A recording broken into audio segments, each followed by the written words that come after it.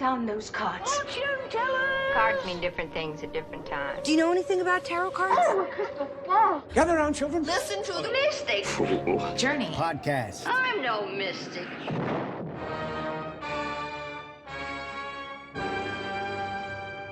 Welcome to the Mystic Fool's Journey podcast. I'm Anna, and this is Ruth. Howdy. I like the slow howdy. Thank you. Yeah, we're all working on our intros. This is an occult history podcast, and today we're diving into Satanic Feminism. Let's jump on in. Okay, cool. I'm excited to talk about this. I was pretty stoked when I found this term. I just cruise Pinterest, and I have a board for all the books I want to read. Oh, that's cool. Yeah. I need to do that. Yeah, it's the best because then you get algorithms, and they give you other book title recommendations. That is so smart. And you can just Pinterest pin it is to the best. board. Sick. I'm doing that. Yeah, so this was one of those finds. I was like, I need a new book. And so I went to my board, and I was like, I saw I repinned one called Satanic Feminism. And I was like, well, that just sounds dope. Those two words together sound pretty darn cool. So I figured we should dive into it and learn a bit more about what it's all about and what the Dealio Bohilio is. Heck yeah. And this is going to be like an episode 1 of a 2-parter, as a heads up. Yeah, there's a lot to cover here. We'll get into it, and you'll find out why. So Satanic Feminism was a movement that took place from 1880 to 1910. And its primary motive was to take Lucifer and use him as a tool for women's liberation. And they did this by taking Genesis 3, which is the story of Eve eating the apple, and creating a sort of counter myth to it, where Satan is actually used to help women on the path to self-actualization and gaining autonomy from their husbands and fathers. This sounds rad, and I hope Lucifer's the first feminist and male ally that we come across. Yes, right?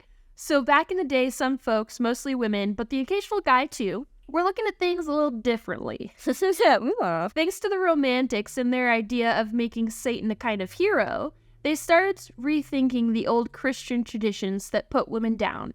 They took a fresh look and decided to see Lucifer as a champion for women's rights. And in these new stories, he was like a feminist superhero, fighting against a patriarchy backed by God and his male priests. And remember that whole Eve eating the forbidden fruit thing? Well, in these alternative tales, it became an act of rebellion against God and Adam's rule, a real act of heroism. So that sounds pretty cool, right? Oh yeah, I dig this alternative version much better. It's probably worth noting that Romanticism formed out of a reaction or a rebellion, in keeping with the Lucifer themes, to the Industrial Revolution's effects on the working class and how it kind of forced people to live in cities and had no more access or limited access to rural life. And Romanticism was also a reaction to the Enlightened's emphasis on reason, logic, rationality, order, structure. And it really wanted to put more emphasis on human emotion, passion, awe-inspiring beauty, imagination, subjective experiences, nature, and probably key to this, individualism, in the sense that each person has unique experiences, and those are valid, and we need to express those. So just a little note as to probably why the Romantics? And you're well, in the time when organized religion was super popular and being very ordered and reasoned and rational, they were taking that counter look at everything and going but here's all the bad things that are happening because of that. Yeah, exactly. Yeah, art got very free form, or not free form, but it definitely started branching away from what the traditional art forms were and expressions of art were from the day. And also, to get hyper specific, the predecessor to this Satanic Feminism, or kind of what led the way, was Romantic Satanism. Oh, okay. Yeah, so all that's right. another topic for another day. This whole idea of Genesis 3 being a counter myth, becoming a counter myth, was born in the Romantic Satanism movement. And so we can see that actually a lot in poetry and art as well. But this is kind of the more funner thing to talk about outside of that. So we'll cover that for another day. Yeah. So this whole idea is honestly pretty freeform. And I think it's interesting that we can look back into history and categorize like whole decades as like the Romantic era or something like that. But when people were living through it, it wasn't an era yet, obviously. It was just like a series of trends. Yeah. And these days, our trends happen so fast thanks to social media. And trends are trending because of the act of discourse and counter-discourse. When I read about this and I started reading about this, I was like, it reminds me so much of like the TikTok trend girl dinner. Yes. Like you had the initial video that everyone relates to and finds funny, and you're posting your own girl dinners. Then after a while, you had people making videos explaining why girl dinner is like actually rooted in patriarchy or mental health issues or whatever. Yeah. Which is the counter discourse here. And then the cycle just continues out of that. Like there's just constant iterations on, you know, what girl dinner actually represents for us as a society when it was just kind of fun TikTok videos to start with. Yeah. And that's basically what is happening here with satanic feminism. It's not a belief system or necessarily advocating for Satanism or feminism. And that's a pretty like solid point for everybody to get across. Like it's not like, you know, we're not talking about a religion here or like a set of rules that people are following or anything. It was just a discourse and a counter-discourse cycle that revolved around the art and writings and fashion, especially of women who were challenging the status quo of gender norms at the time. It's also probably worth noting that Satanism in general isn't really a belief system. Like I think most people think if they hear Satanism, they're like, oh, it must be you worship Satan the same way Christians worship God, because it sounds like it's just the opposite. And it's not. It's like it doesn't even touch on that. It is more of like a philosophy and an approach to life, but it does not involve worshiping Satan in any way. No, which not is at all. another confusing thing about the term Satanism. But yeah, no, that's a great example, the girl dinner, and just like talking about how the discourse and the back and forth is kind of what defines these eras. And I think like, just like I just mentioned with like the Romanticism being a reaction to Enlightenment and industrialization, that's just kind of what most of history does, is it's this constant like back and forth pendulum swing when we're like looking at these eras. It's like this era wasn't a reaction to the era that came before it and the things they didn't like about it. And then on we go. We just keep swinging back and forth. Hopefully we don't throw the baby out with the bathwater when there are good things. But that's just kind of history. It definitely is just how history goes. And so we don't really have like a first source for this idea because of that. We talk about romantic Satanism kind of guiding the way into this. And so it's not like this happened and then it was this explosion. Yeah. But back in the late 19th and early 20th century, some pretty fascinating things were happening. There was this super duper famous female esotericist, Helena Blavatsky, who wrote books that everybody was crazy about. And she said that Lucifer was all about enlightenment. Then over in Paris, this lesbian poet wrote a book where she praised Satan for creating women and inspiring poetry and love between women. And then there were like these radical feminists in the United States and Europe who got together to create something called the Woman's Bible, which I want to read. Oh, I was going to ask, the Woman's Bible, was one of the writers Elizabeth Cady Stanton? I don't know. Should we Google it real quick? Really? Because if this is the same Woman's Bible that I'm thinking of, Elizabeth Cady Stanton, like, was someone who helped, like, organize the Seneca Falls Convention, which is for women's rights and voting. Cool. Oh, so, yeah, it's Elizabeth Cady Stanton. I was like, I know that name. I remember that history class. Yeah, I don't know anything about the Women's Bible other than it's like just like women, you know, questioning, you know, men's interpretation of these events. No, literally. Yeah, Elizabeth Cady Stanton, like that was one of her big things in this book, was basically was pointing out that Christianity helps keep women down with the reading, with the way that it is interpreted and read. And there were some women that were a part of like the women's rights movement that were like not down with her writing about this. So like she eventually kind of like separated off. She wasn't like she was involved, but she wasn't as like in the forefront because of this Women's Bible, because it was still like a little too taboo to be like absolutely anti-traditional Christian. I mean, it's still like kind of that way in general, but you know, that would be an interesting thing to talk about later. But for anyone else who's interested, Elizabeth Cady Stanton, wrote this counter Bible called the Woman's Bible.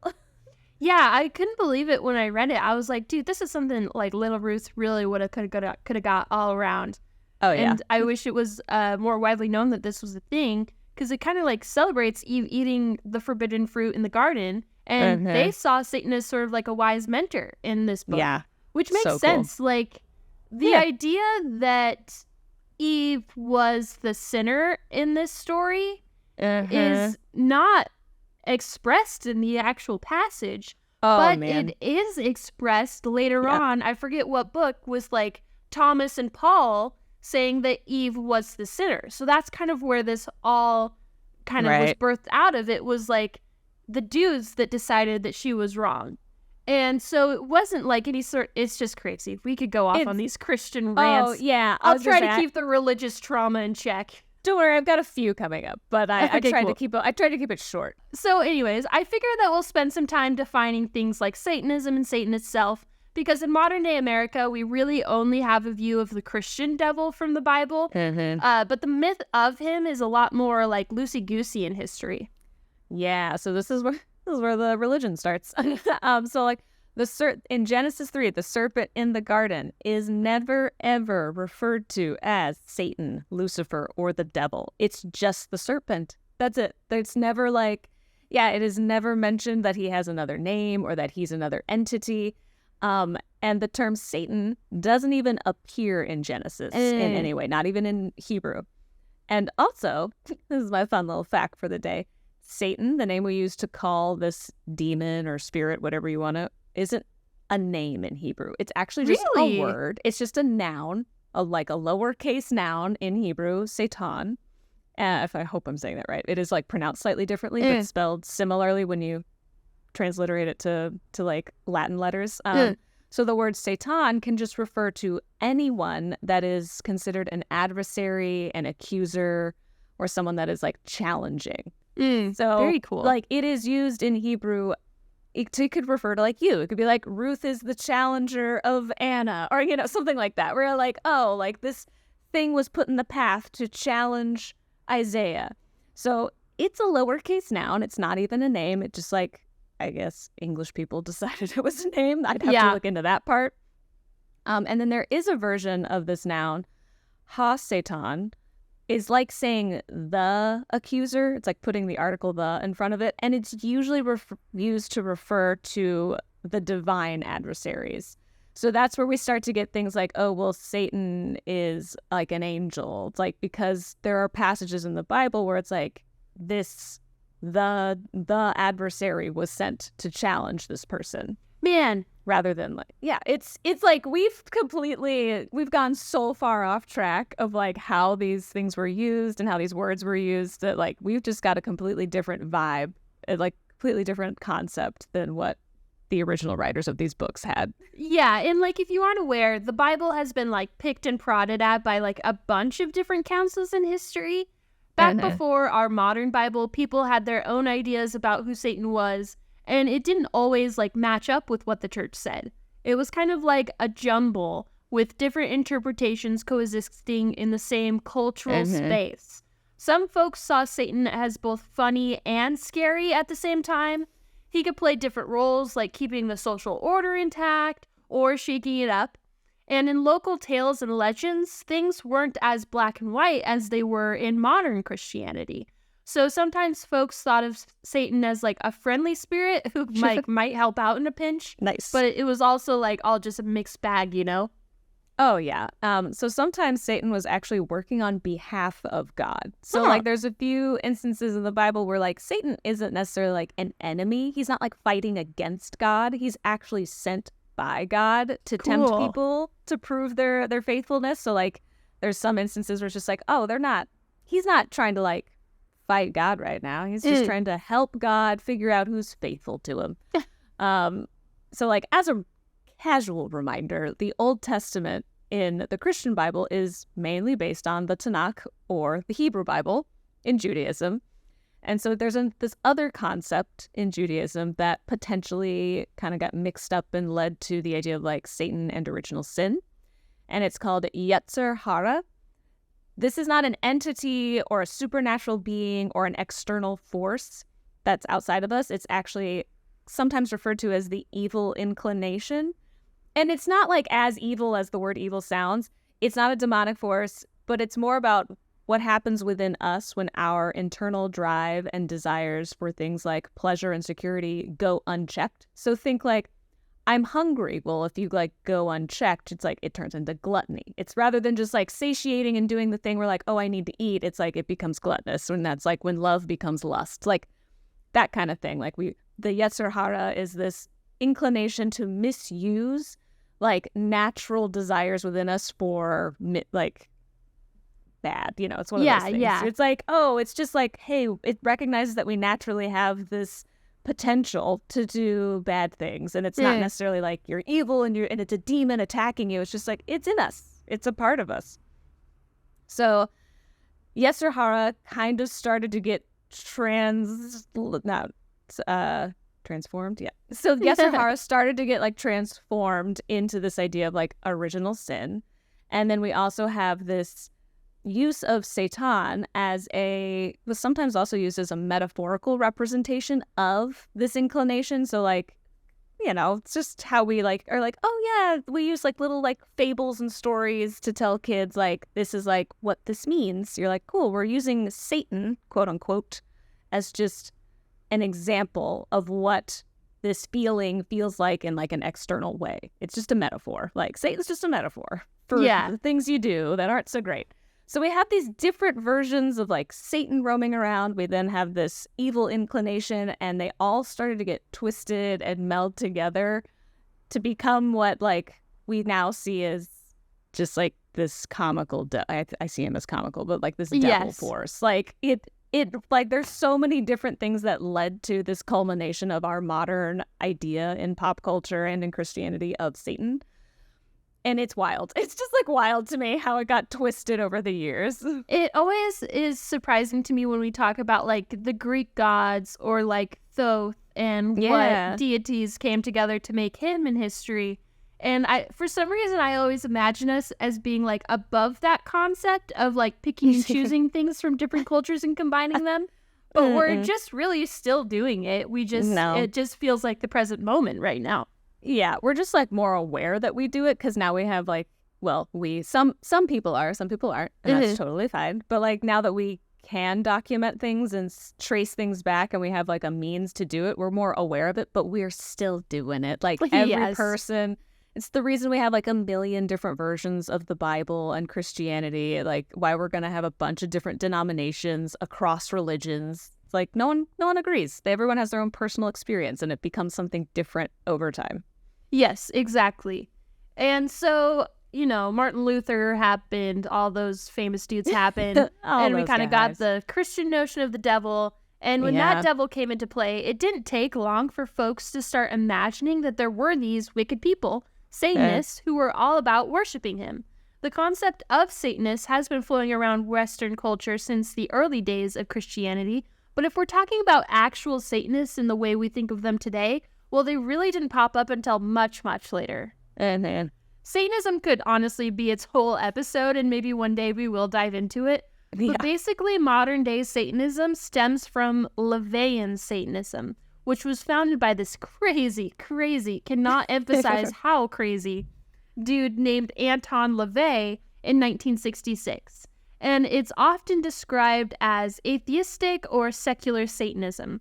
LaVeyan Satanists do not actually believe in or worship a literal Satan or any supernatural entities. Instead, they use Satan as a symbol of individualism, self-indulgence, and personal empowerment. Yeah, there's likely two modern names you've heard associated with Satanism. The Church of Satan, which is what was formed from Anton LaVey's Satanism, and then the Satanic Temple. They are different, though, and from what I can tell, they don't like to be associated with each other, there is some juicy drama there that we will get into at some point. It's pretty fun. We're going to have another episode, because I was just trying to do a light research sesh on these two. It's impossible to do that. You can't. You really can't. It's a deep dive. Yeah, but however, the probably the key thing they do have in common is that neither of these organizations worship Satan or really believe or endorse the existence of a demon and the Christian idea of Satan. Like, they don't, it's just not a thing. Most of them are atheists or secular, but that is probably the one thing that they do have in common. Yeah, for sure. And so, like you said, the actual Satanic temple has stemmed from LaVeyan Satanism even further. But all you really have to know is that Satanism in general these days is actually super rad. It's all about spreading kindness and understanding among everyone. And they're not fans of, like, oppressive authority, and they're big on using good old common sense. And in a nutshell, they stand up against unfairness and work on a lot of really cool and worthy stuff. So the Satanic Temple is advocates for separation of church and state and defending civil liberties. So they do a lot of activism. You might recall when they made headline news in Arkansas, there was a monument of the Ten Commandments that went up on display at the state capitol, which shows religious favoritism. And we are supposed to have separation of church and state in this country. And the Satanic Temple protested by bringing their giant 20-foot statue of Baphomet, the horned god, to the state capitol. And they did have like a lawsuit running with them. So they were specifically arguing that in public spaces should either be free of religious messaging or be open to representations of all faiths. So they are really out like trying to like advocate for equality across the board. Yeah, they have a great documentary on that whole process, and it really was awesome. I went out of that thinking, like, if I were to claim a religion, it would probably be, church or Satanic Temple, and go with that. Satanic Temple. Yeah, for sure. Also, that statue is super dope. There's one in Salem because they have a. Cool. I got to visit it, and like it's big enough that like you can sit on Baphomet's lap. That's so fun. It's fun. Yeah, I consider talking a little bit about Baphomet here because she's a female deity, right? I need to look into it because there's representations of Baphomet that appear in like the Knights Templar, and sometimes Baphomet is a man, but sometimes Baphomet is actually more like intersex. Like yes. So technically on the tarot card, the devil, that is like a version of Baphomet, kind of. And I think it was intended that that creature was supposed to have both male and female genitalia. Right. And so it was supposed to be this representation of the dualistic nature of life and living in harmony with both sides of it type thing. But, yeah, it pops up a few times throughout this story. I think Baphomet could be its own episode. Truly? Or like, let's or like write a it portion. down. Let's do it. Baphomet. Baphomet. So, to jump back into it, Satan representing anarchy as a concept has been discussed for a long, long time.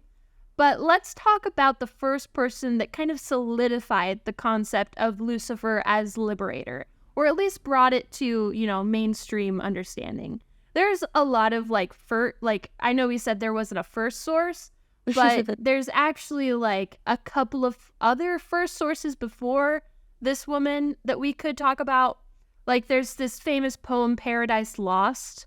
Oh, yeah. So during the Romantic period, they started to like reread literature from a new lens. And so they would reread literature that like mentioned the devil and things like that and essentially find new meaning in it, like a new perspective. And Paradise Lost was a big one that was like interpreted in a way that was like, oh no, the devil, like Satan is helpful, or Satan is like liberating us. Yeah. And a lot of people don't it's not necessarily about feminism. A lot of people think that's just like mostly like an interpretive form of going against the crown and monarchy in those days. Interesting. There's a lot of ways to interpret that. I just felt like I don't really have enough knowledge or like concepts to kind of form a coherent thought about that. But what I thought was interesting about that poem, so there was the dude that wrote that poem. That guy had a son who wrote, books along the same line to kind of continue the legacy there. And that guy married Mary Shelley, the Frankenstein author. Oh, I didn't know they got... Okay, so she had a connection because Mary Shelley was inspired by Satanic Feminism. Absolutely, yeah. Her name pops up a lot. So I was trying to figure out a way to like work her into the story, maybe in the next episode when we talk more about like the actual discourse. Yeah, but for sure. yeah, I thought it was pretty cool. I was seeing the name Mary Shelley, and I was like, oh, there's no way it's the same one. And then I Googled it, and it totally was. And so that was kind of cool. So anyways, like we said, Satan representing anarchy has been discussed for a long time. But back in September 1875, something super interesting happened in New York City. They kicked off this group called the Theosophical Society, and this society was hugely influential on different spiritual and philosophical movements. Okay, but like, who is they? Who started it? Yeah, Tell me about it, Ruth. I guess that's a valid question. So Helena Blavatsky is the founder of the Theosophical Society, and she had a unique interpretation on Genesis 3. Just to like quickly give you a comparison, the Theosophical Society was like just as impactful as like the Hermetic Order of the Golden Dawn, maybe even more so because they talked more broadly about Buddhism and other things like that. Wow. Yeah, so Helena Blavatsky, the founder, had a unique interpretation of Genesis 3. In her work, she challenged the traditional Christian interpretation of this biblical passage, which tells the story of the fall of man, the temptation of Eve by the serpent, and the subsequent expulsion from the Garden of Eden. Blavatsky rejected the idea that the serpent in the Garden of Eden was evil and the embodiment of Satan. Instead, she viewed the serpent as a symbol of wisdom and enlightenment, and she believed that the serpent encouraged Eve to seek knowledge and spiritual awakening rather than promoting sin. I mean, it was always a little suspicious to me that there's just this tree of knowledge of good and evil just chilling in the garden, and God doesn't want the humans to eat it. Like, did he want humans to just be ignorant and dumb? It tells me a lot more about God's character in this story. I know. And it's like, if you did put it there as temptation, it's like, fuck you, right. Dude. What are you doing? You're automatically going into this relationship with negative intentions. It feels like right? a I don't know if gaslight's the term or something, but it feels like I have had boyfriends that do that in the past or something. Yeah. There was also another tree in the garden that's mentioned in Genesis 3 called the tree of life. And God is like, hey, we got to get Adam and Eve out of the garden before they can eat of that one, because the tree of life will let them live forever. Oh, that would have been sick. I know, right? And one of the phrases when I was reading through Genesis 3, I haven't read every translation of it into English, but the one I was reading said, like, God said, they are now like us because they know of good and evil. They can't eat from the tree of life or they will then live forever. It's one of those like, wow, oh, shit, man, like, you didn't want humans to be like you and the angels? Like, you're saying that that's really all that separated us was eternal life and knowledge? Well, I just have to say, thank God they didn't eat that, because the way that evolution has evolved, we would be stuck with those, like, what do you call it when you fuck your sister and you have a kid? Like an incest? Yeah, we'd be stuck with all those incest abnormalities. That's fair. Yeah, that wouldn't be a great thing to go through. Probably a good thing that, most of this is probably a metaphor in my personal interpretation. Exactly. Yeah.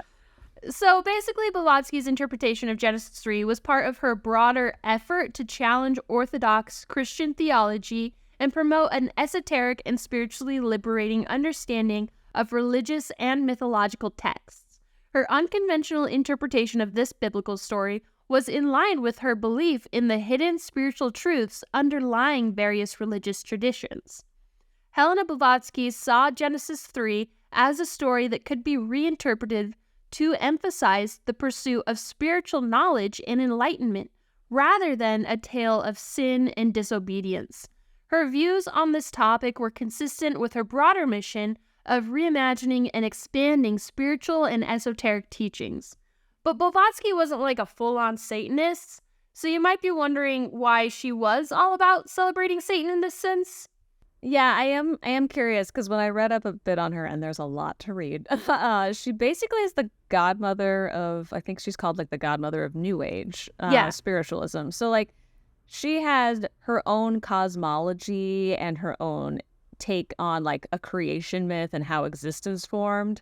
And she was the one who kind of expounded on the idea of Lemuria and Atlanteans and root races There's some stuff that I need to dive in further because it's starting to get real weird, and it's kind of a wild ride. And definitely nothing along the lines of what Satanists would likely believe in. Yeah, no, absolutely. Like, I think we're definitely glossing over the fact that Helena Blavatsky was an absolutely terrible person. Yeah, there's some stuff that was not great. There were multiple definitely... grifts, multiple lies. Yeah, we'll definitely some, get into it. Eugenics things happening. Yeah, not great. It's very much an Aleister Crowley situation where, like, she gave a lot to, like, these sorts of traditions, but also her as a person should not be celebrated. Yeah, it's a weird mix. Also, for better or for worse, she, because of her writings, she really drew a lot of attention to Eastern religions and cultures. Yeah.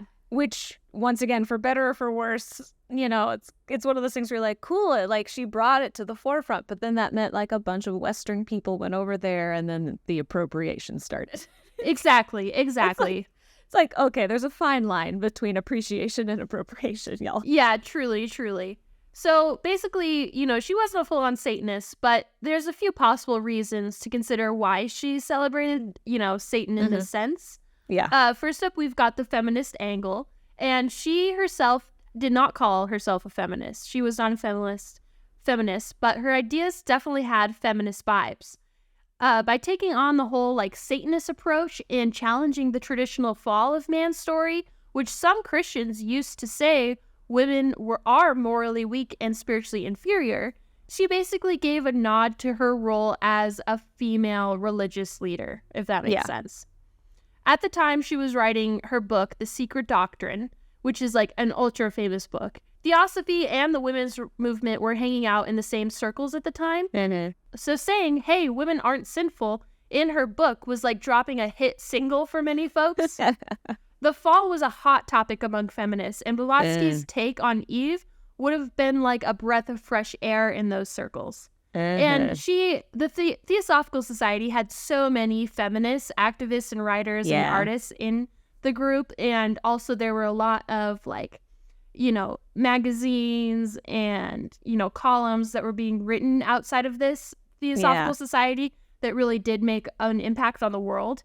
So it kind of, it all made sense, And then there's the shock factor. Blavatsky knew that playing up the Satanism card could be a teaching moment. Oh, yeah. It's definitely a flair for the dramatic. She wanted to give a wake-up call to the folks who couldn't handle the truth. And one of those truths was that Christianity had a big hand in keeping women in their place. In a way, she used Satanists in reinterpretations to push people to confront some hard truths, like how Christianity played a role in the subjugation of women. So her celebration of Satan had layers, from challenging gender stereotypes to stirring up conversations about the status of women in society. So I hope that kind of like gives us a foundation of the origins and history of satanic feminism, so that next week we can get into like some of the juicier details and drama of the concept. Yeah, because it's kind of a hefty one. It's very much this formation of like you said at the very beginning, like discourse and counter discourse. So back and forth of like, here's what's going on in history when it comes to like women's rights and feminism, but here's also what's happening in response to what's going on religiously and culturally in this time period. And then they all start to like merge together and go back and forth. And so next week I think we'll talk like what's also rooted in this is like witches being seen as rebellions against the patriarchy. Yes. And that whole like thing of it, rather than just like evil, wicked women over here that are like people that are, outside of society. And this whole movement really brought them more inside of society and is like, almost heroes for feminism and that sort of thing. And then also next week, I think we'll dive into like some of the arts around, this concept and how this was expressed in society at the time. Yeah, it is very common that across history that like people will start to reclaim the thing that is used to condemn them. So like witchcraft, the supernatural, divination were all heavily influenced and like played hand in hand with feminism because it was a way for women to take back their autonomy and power. Yeah, absolutely. I think that is what makes it so cool and why it's such a cultural phenomenon these days too. Well, next week we'll deep dive even further. Let's do it! So don't forget to subscribe and leave a review. if you're a fan of the podcast, we need you to do this or we will die. Traumatic deaths. Oh no. Don't you put that on me. Just send that back. Return to sender, man. Where's that witch's bottle from the week before? Right, exactly. But we do need you to do this so we can find new fans. Our success relies on solely the shoulders of you. Oh my God. In these trying times. I'm just kidding. We're going to get more and more desperate every time we sign off. Until we rewrite this to be more friendly? I don't Yeah, know. and who knows? We'll see. So tell your friends, follow us on all socials. Our handles are Sweet Death Inc. and Mystic Fool Tarot on all platforms. See you later. Bye.